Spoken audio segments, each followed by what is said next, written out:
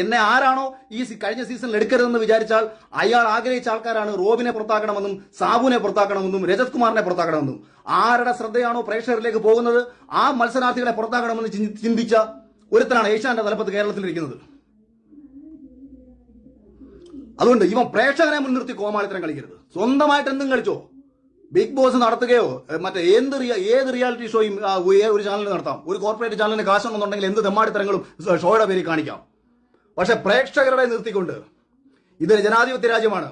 Vote ചെയ്യുന്ന ഒരു പ്രേക്ഷകനെ കോമാളിയാക്കിക്കൊണ്ട് ഇത് വോട്ടടിസ്ഥാനത്തിൽ ഒരാളെ പുറത്താക്കും. ഞാൻ ഇപ്പോഴും പറയുന്നു, വോട്ട് എന്ന് പറയുന്നത് തന്നെയാണ് ബിഗ് ബോസിന്റെ അടിസ്ഥാന നയമെന്നാണ് 100% നിലവിൽ ഇതുവരെയും ഞാൻ വിശ്വസിക്കുന്നത്.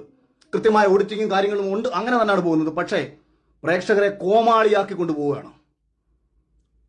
അതിനെതിരെ പറയാൻ തന്നെയാണ് തീരുമാനം. അതിനെതിരെ പറയാൻ തന്നെയാണ് ഒരിക്കൽ കൂടി ലൈവിൽ വന്നത്. രാവിലെ ഞാൻ കുറച്ച് ഒഴിവാക്കി വിട്ട വിഷയമാണ്. ഇത്ര അടിച്ചാവർത്തിച്ച് പറയുന്നത്. ഇനി ബാക്കി ഏതെങ്കിലും അവന്മാർ പൊങ്ങി വരട്ടെ.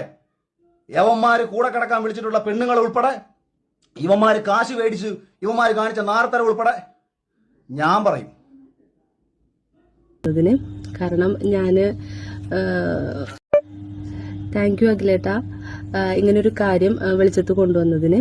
കാരണം ഞാന് ബിഗ് ബോസ് ഷോയിലേക്ക് വരാൻ ആഗ്രഹിച്ചിട്ടുണ്ടായിരുന്നു. ആ സമയത്ത് നമ്മൾ ഫെയിം ഒന്നും അല്ലാത്തത് കൊണ്ട് തന്നെ എങ്ങനെ വരും എന്നുള്ളതൊന്നും നമുക്ക് അറിയില്ലായിരുന്നു. അപ്പൊ അതുകൊണ്ട് തന്നെ ഒരു മീഡിയയിൽ വർക്ക് ചെയ്യുന്നതിന്റെ ഒരു സുഹൃത്ത് വഴി